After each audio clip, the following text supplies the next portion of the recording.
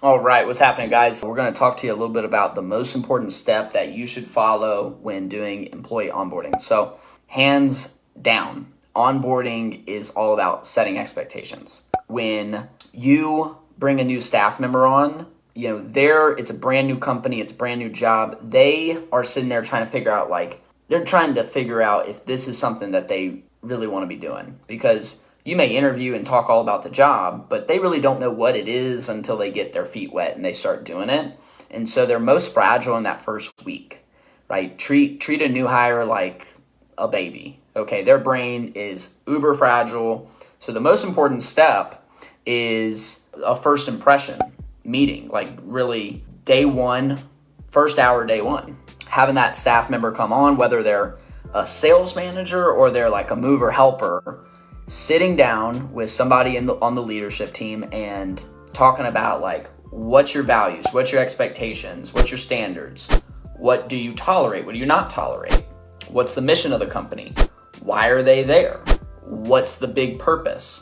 Putting all that together, that is the most important step of onboarding. If you skip that and you just jump right into getting them trained and getting them, if it's a mover, getting them out on the trucks and teaching them how to pad wrap and home protection and yada, yada, yada.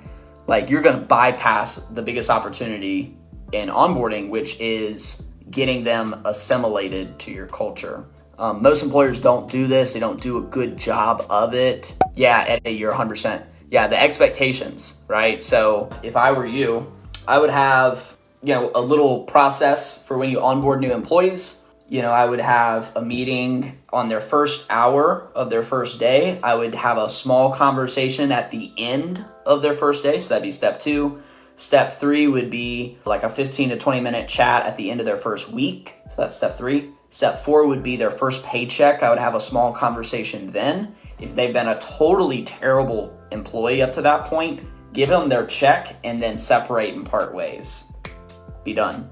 And then the 5th step would be at 30 days. I would do almost like an assessment, like a 30-day assessment on the employee. And so you could have a worksheet where you're just would our team be better or worse without this person? What problems have you had up to this point? Does this person exude every single core value of your company? And then you decide, is this person an asset or are they a liability? If they're a liability, and if you know that after 2 weeks or after 4 weeks, don't keep them, right? There's a proper way to terminate employees. We've got some videos on YouTube you should watch. Make sure that you're doing that properly. Document. But most important step to onboarding is that first meeting, and it's really about clear expectations. When you get someone started, if they think they signed up for one thing, but then you've got them doing something else, that's going to be an immediate turnoff. And then, people wonder why they don't have people show up after the first day of work. The reason they didn't come back is because it wasn't what they signed up for. At least their perception was not matching. So this is also where it's really important to be honest and open in interviewing.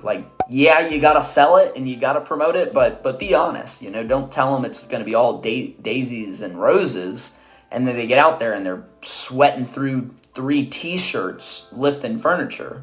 Be 100% real with them. Companies that struggle with people not buying into their culture, it's generally because they do a really poor job at getting people started properly. So if there was one thing that if I were you, if there's one thing that I would be looking at working on in my business, it would be, let's say you're kind of thinking about how we're going to improve going into 2023. It would be how we get people started properly, how we onboard people, how we get people started in their first week. If you get a great start in week 1 with a new staff member, the retention just goes up so much. But if the first day and first week is kind of the likelihood that you're going to have just this gross turnover is going to be really high. And so if you can make their first week amazing, they're more likely to be there for 1 year, 2 years, 3 years, 5 years. But if the first week's kind of cruddy, they might be gone after 2 weeks or 1 month or 2 months. And then you just got to start all over, and the turnover costs are not in your favor. You're going to spend anywhere from,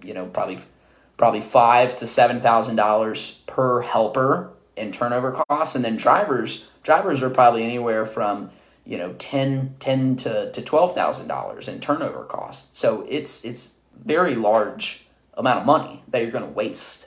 Just remember, most important step in onboarding, most important, setting expectations. That first impression, when you call that person and you give them a job offer and you say, hey, we want you to be on the team. We're going to offer you XYZ. Can you come in tomorrow at 9 a.m.? Yeah, I'll be there. Okay, perfect. When they come in at 9, you want to be prepared as an employer. You want to be sharp. You want to be organized. If let's say their first 30 minutes is them just sitting in a chair waiting for you, that's not a good first impression because you're not prioritizing them. You're immediately showing them that you don't value their time. So why should the employee value your company's time when you're late to their first day? So you really got to draw this stuff out and try to make that first week as systematic as you can. Make it really structured so that way, like, everything was planned. Everything was you have a playbook. You literally have like a mover onboarding playbook. And we should coin that. That'd be a good name. A mover onboarding playbook.